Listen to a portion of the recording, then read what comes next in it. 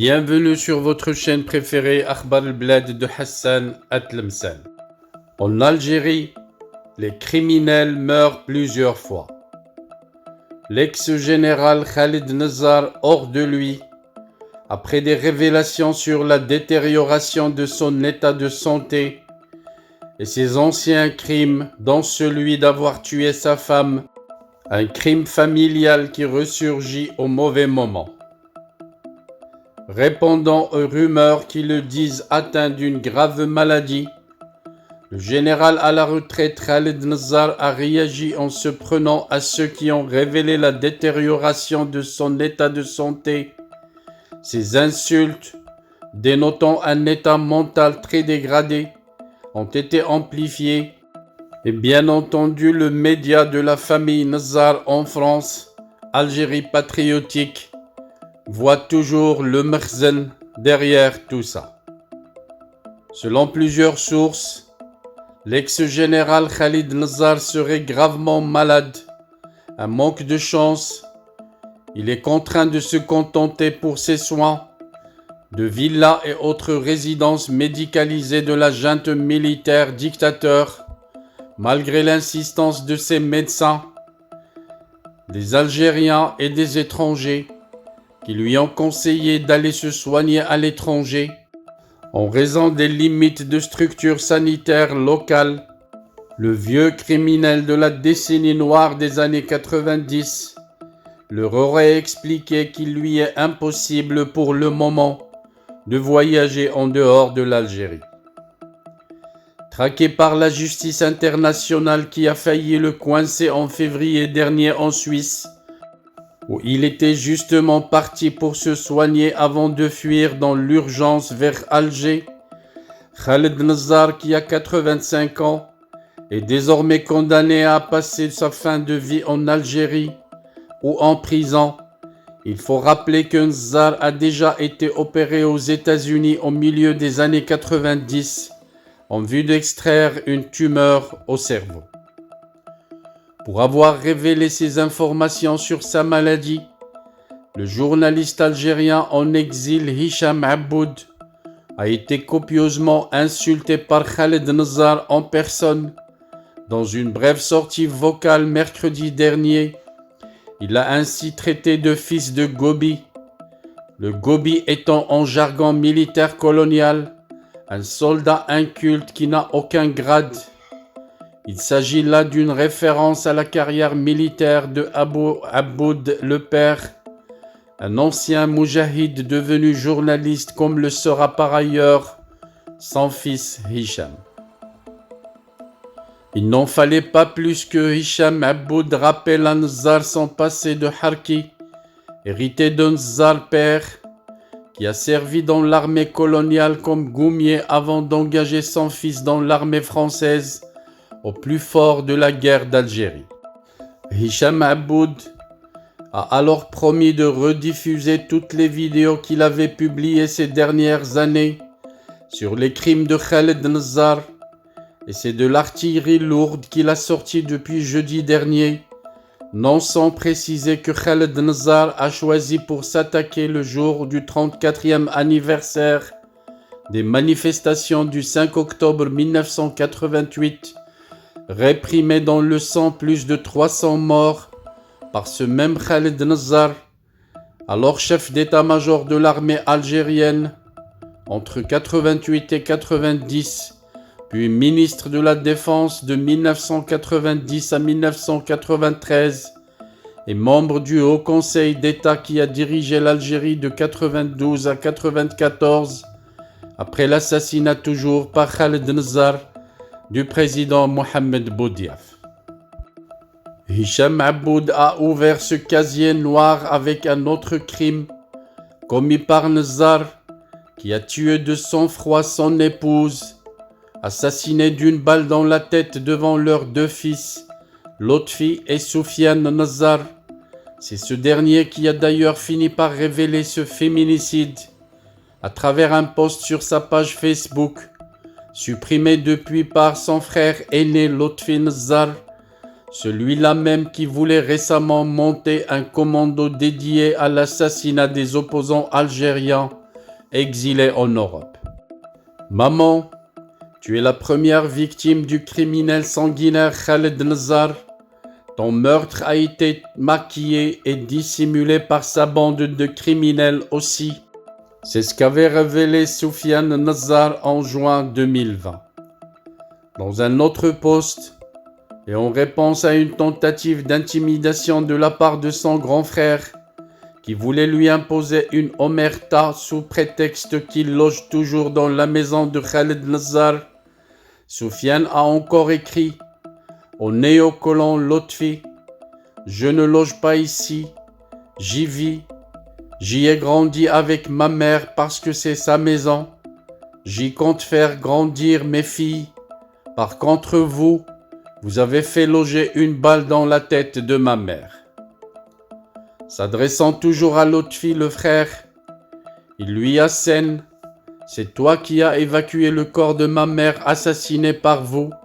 C'est toi qui as évacué la dépouille vers l'hôpital Ain Naja avec vos complices. Tu es un criminel qui a maquillé la mort de ma mère pour mettre un holà à ces graves accusations. » Khaled Nazzar, encore en Espagne à l'époque,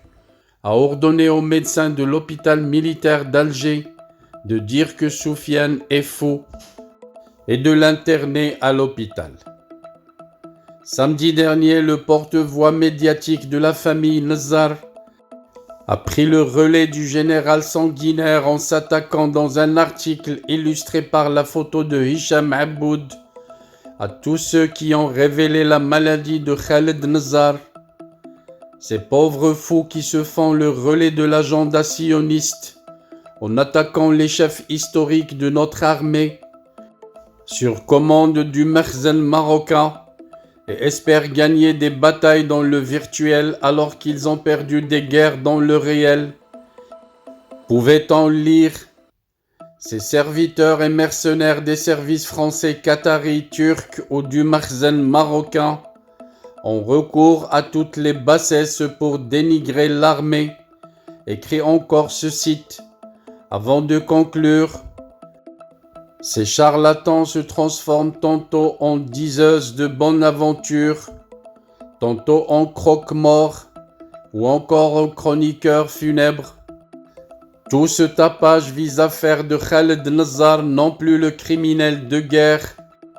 un des grands caporaux des services secrets français érigés en généraux et mis à la tête de l'Algérie, auteur de crimes contre l'humanité qu'il est réellement, mais un héros ou un sauveur de l'Algérie contre l'obscurantisme du fils. Avec ce statut,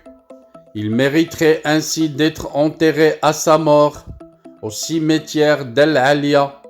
le Panthéon algérien. C'est dans ce cadre que les Algériens et le monde entier ont été surpris par l'hommage indécent rendu le 4 août dernier par le tandem Abdelmjid Tebboune et Saïd Chengriha, respectivement chef de l'État et chef d'état-major de l'armée algérienne, au profit du duo des généraux retraités Khaled Nazzar et Mohamed Mediane dit Tawfiq, deux noms retenus à jamais par l'histoire comme directement associés à la mort de quelques 200 000 Algériens durant la guerre civile qu'ils ont déclenchée eux-mêmes durant la décennie noire du siècle dernier. Ce certificat d'honneur et de gratitude remis à Khaled Nazzar et Tawfiq s'est accompagné récemment d'une virulente attaque menée par leur porte-voix médiatique contre les anciens dirigeants du Front islamique du salut, FIS, et contre la loi sur la concorde civile promulguée par Abdelaziz Bouteflika dès son élection en 1999 à la présidence algérienne. Pourtant, si cette loi a prévu l'amnistie pour les islamistes armés repentis, elle a surtout instauré l'impunité totale pour les militaires et agents des services de renseignement algériens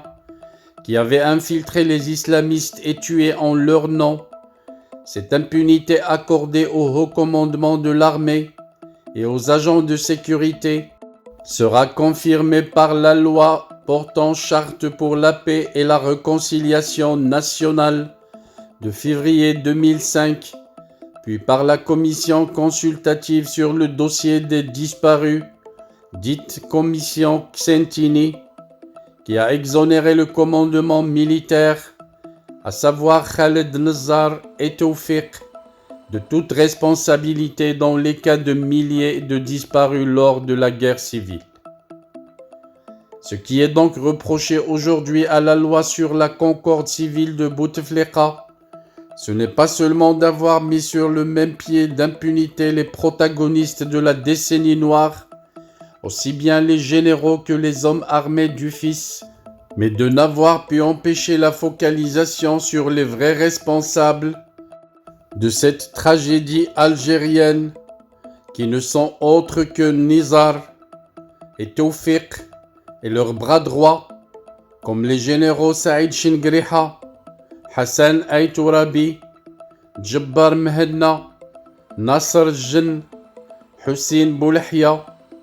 Toute cette bande de galonnés a été pointée du doigt par les manifestations du Hirak entre 2019 et 2021,